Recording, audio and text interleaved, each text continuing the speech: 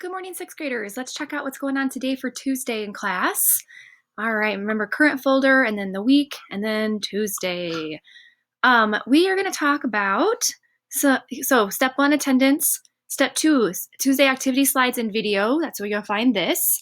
And guidelines and expectations for sketchbooks. So I'm going to click on our activity slide for today.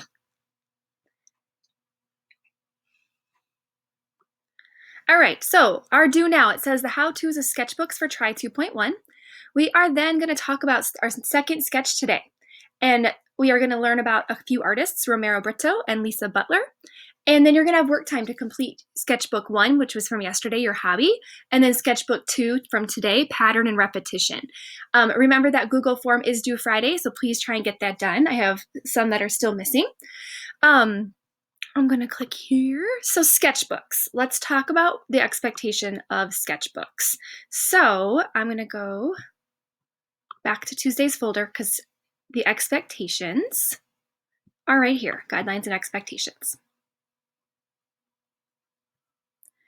So your sketchbook is the most important piece of equipment you have because you are literally creating from the outside cover and throughout the entire pages. Remember to keep that cover empty right now because you will be doing a project on it next week.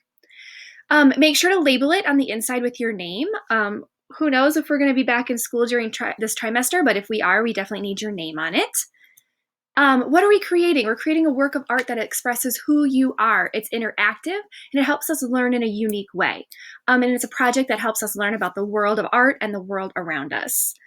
It's like a blank canvas every day. Let's talk about what we're going to accomplish. We are going to use our sketchbooks to learn every single day. We sketch, we plan, and we have fun. You all should have had some stickers in the pocket of your sketchbook, so we'll be creating some fun stickers. You do have a heavy sheet of paper in the pocket. That's called a bleed paper, and that is to put behind your sheets so that you don't bleed through to the next. So you'll have that in there as well. We will follow along with a cool artist named Shaw, and we'll do some drawing with Shaw. We'll create symbols about ourselves. We'll learn transferring techniques. We have a lot of fun things ahead.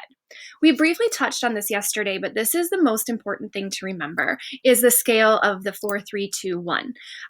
Hopefully that you'll keep this picture in your mind when you're creating, and if you turn something in and you only earn a 1 or a 2, you always have the chance to fix it or make it better.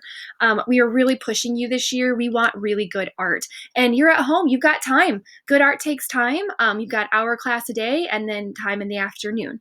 You will turn in your weekly sketches literally every week. And we'll teach you how to do that. And at the end, you will be turning in a final sketchbook digital presentation of your entire masterpiece. And again, we will teach you how to do that. Sketches can be worked often. You can go back and to them later on if you need to. Here are some examples of some past student sketches. Notice how all of them use their entire page. They all have details. They all have craftsmanship. Remember that really important word, craftsmanship, which means basically neatness, taking your time, putting your best effort, putting your best foot forward. Next week, we will start our sketchbook cover design project, and here are some examples. So leave your stuff blank until then. So sketchbooks, you guys, are so important. Again, it's like the biggest thing we do in our class. We are looking for awesome creative work. If your drawings are taking you 5-10 minutes, you're not doing them correctly. So you want to make sure they should be taking you 30 to 40 minutes, just so you know. Projects should take you a couple of days to complete. So these are just things to keep in mind with the timeline. So your favorite hobby was our sketch yesterday, and then we also looked at the Google form. So make sure you are completing that. Today, we are talking about technique of principle of repetition, so repeating. So your second sketch, it is simply to repeat a pattern, basically. So you're going to write your name, and then you're going to create patterns around the entire name on your page. You can do this however you want. There should be color, and there should be different patterns in each section. Here are some type of patterns you could use. You could look up the word Zentangle. That gives you some awesome ideas. You can Google drawing patterns. There's tons of ways to get ideas for patterns. Here are some artists. This is Lisa Butler, who are inspired by patterns. So she does Quilting for Culture, and you are going to watch this video. And then you're going to watch Romero Brito. He also is inspired by patterns. Like, how do his patterns stand out from others?